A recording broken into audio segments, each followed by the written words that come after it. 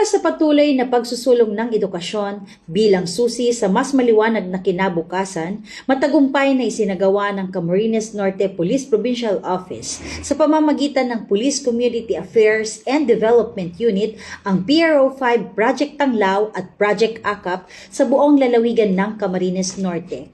Bilang bahagi ng programang ito, inulunsad ang CNPPO Scholarship Program na naglalayong matulungan ang mga batang nagmumula sa mga kapuspalad na pamilya na makapagpatuloy sa kanilang pag-aaral.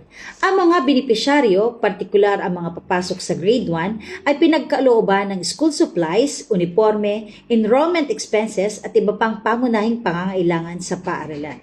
Layunin ng programang ito na mabigyan ng pagkakataon ang bawat batang Camarinense na makamit ang dekalidad na edukasyon habang nauhubog ang kanilang disiplina, responsibilidad at pagmamahal sa pag-aaral bilang paghahanda sa mas magandang kinabukasan.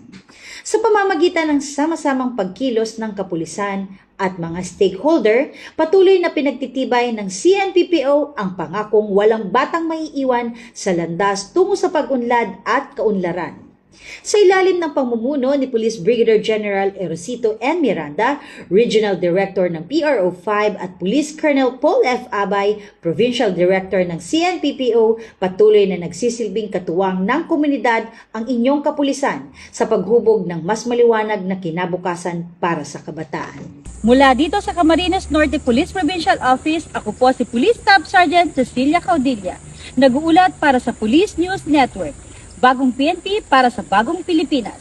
Serbisyong mabilis, tapat at nararamdaman.